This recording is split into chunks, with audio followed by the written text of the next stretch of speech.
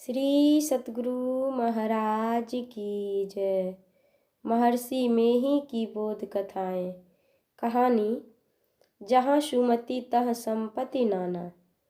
आप अपने घर में कई समांग से हैं, सबको आपस में प्रेम रहे, इस भांति एक साथ रहेंगे तो आप बहुत सुख मालूम करेंगे। चाहे आप थोड़े लोगों से घर में रहें व अधिक लोगों से, जिनके घर में सब मेल से रहते होंगे कितने सुख से रहते होंगे।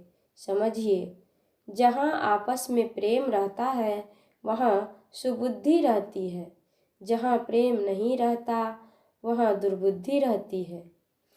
जहाँ सुमति तहाँ संपत्ति नाना, जहाँ कुमति तहाँ विपत्ति निदाना, विपत्ति निदाना। रामचरितमानस सुंदरकांड। यह बहुत ठीक बात है।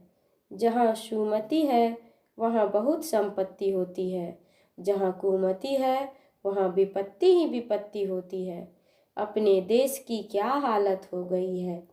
आपस की सुमति टूटी, दूसरे देशों के लोग यहाँ आकर शासन करने लगे। जिन्होंने इतिहास पढ़ा है उनको याद आता होगा, यहाँ के जो बड़े राजा थे पृथ्वीराज, वे दिल्ली में रहते थे। पृथ्वीराज का घर वहाँ नहीं था, वे नाना के यहाँ रहते थे। उनके नाना के पुत्र नहीं था, इसीलिए इनको राजा बनाया गया था। कन्नौज में राजा जयचंद रहते थे, वे भी दिल्ली के उन्हीं राजा के नाती थे। पृथ्वीराज और जयचंद दोनों मौसेरे भाइयों में विवाद हुआ। जयचंद ने जाकर दूसरे राजा को, जो देश से बाहर था, खबर दी। वह पहले से ही दिल्ली दखल करना चाहता था, परंतु पृथ्वीराज से हार हार कर अपने देश लौटता था। दिल्ली दरबार और कन्नौज दरबार में फूट होने के कारण दूसरे देश का राज्य हो गया।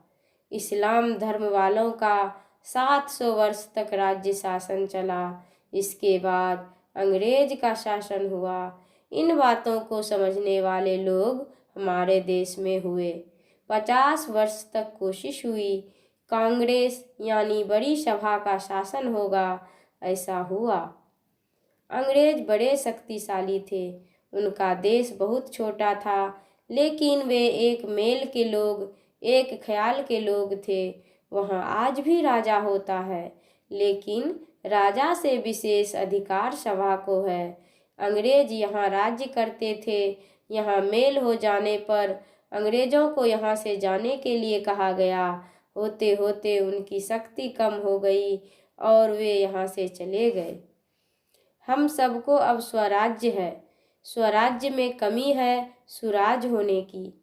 सुराज उसको कहते हैं जहाँ चोरी, बेईमानी, ठगी, घूसखोरी आदि दुष्ट कर्म नहीं हो।